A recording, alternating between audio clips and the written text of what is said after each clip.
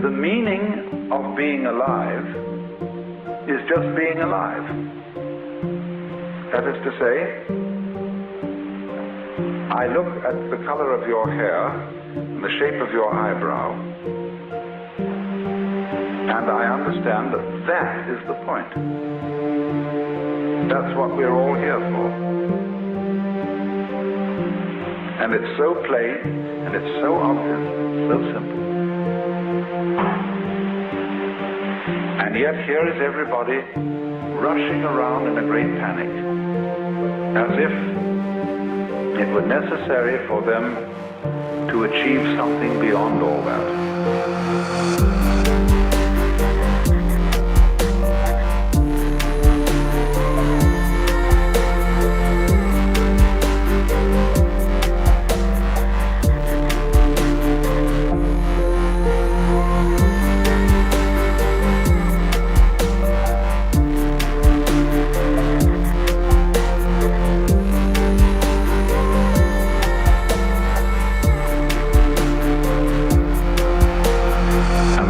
They're not quite sure what it is, but they are devilishly intent upon it, after that thing. And so, to the person in the state of consciousness, which I call mystical, that all seems very weird, very absurd. But it's not something that you criticize in an unkindly way. You don't say, those damn fools, those idiots. You say, it's such a pity that they don't see it.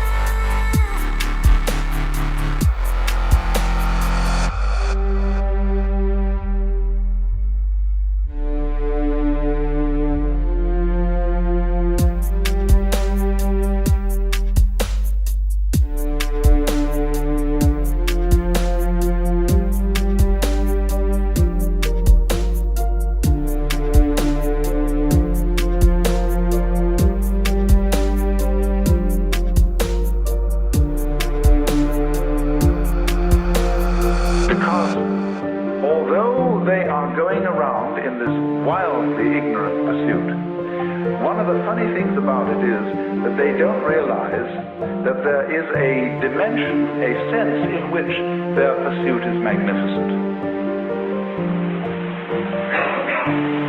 It's to give an obverse sense to the saying, Father, forgive them, for they know not what they do.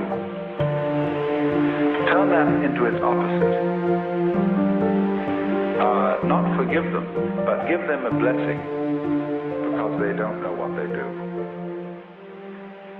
Give them an honor. What do you desire? What makes you itch? What sort of a situation would you like?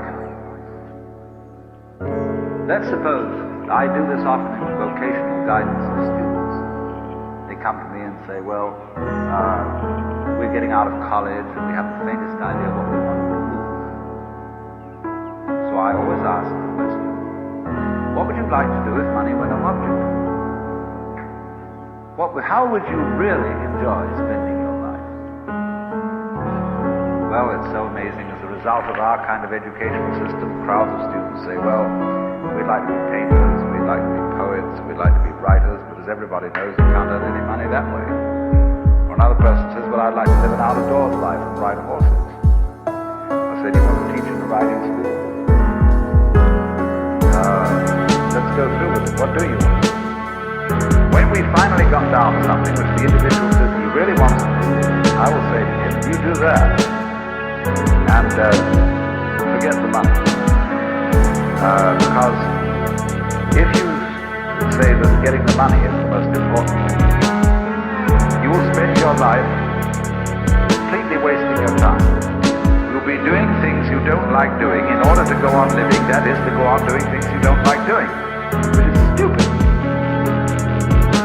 Better to have a short life that is full of what you like doing than a long life spent in a miserable way.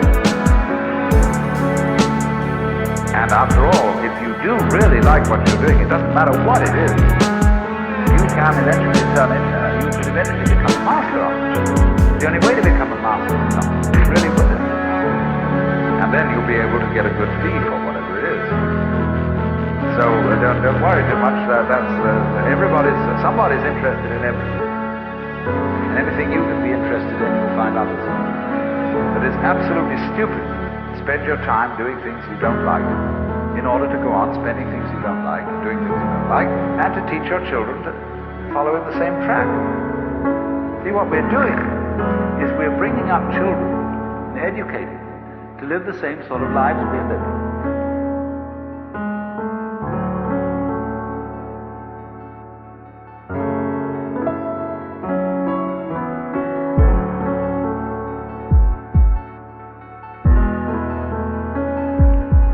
And so, therefore, it's so important to consider this question: what do I desire?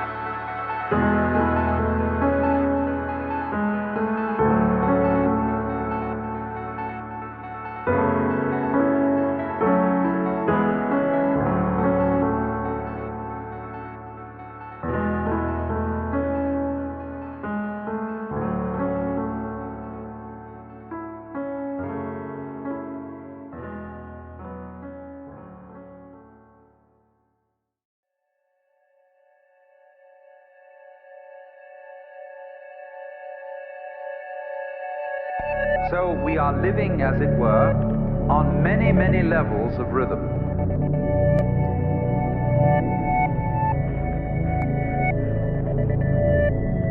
This is the nature of change. If you resist it, you have dukkha, you have frustration and suffering. But on the other hand, if you understand change, you don't cling to it, and you let it flow, then it's no problem. It becomes positively beautiful, which is why in poetry, the theme of the evanescence of the world is beautiful.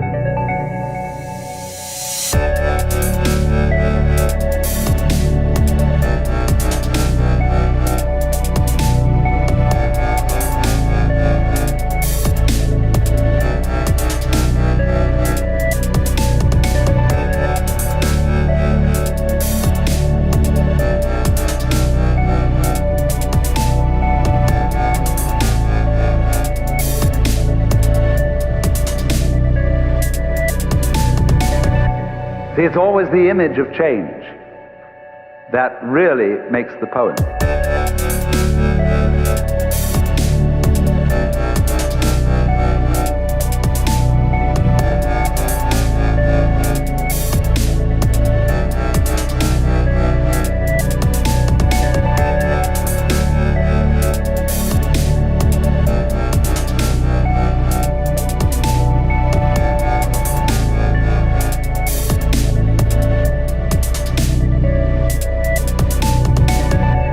Japanese have a word, yugen, Y-U-G-E-N, which has no English equivalent whatsoever. Yugen is, in a way, digging change. It's described poetically. You have the feeling of yugen when you see out in the distant water some ships hidden behind a far-off island. You have the feeling of yugen when you watch wild geese suddenly seen and then lost in the clouds.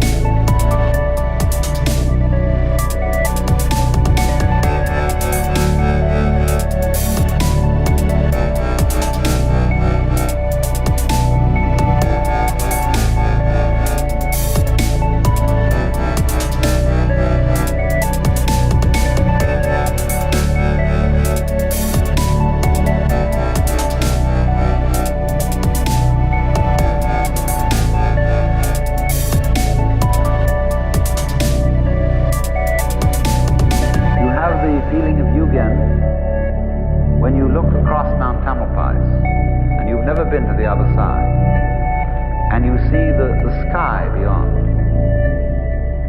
You don't go over there to look and see what's on the other side. That wouldn't be yugen. You let the other side be the other side. And it evokes something in your imagination, but you don't attempt to define it, to pin it down. Yugen.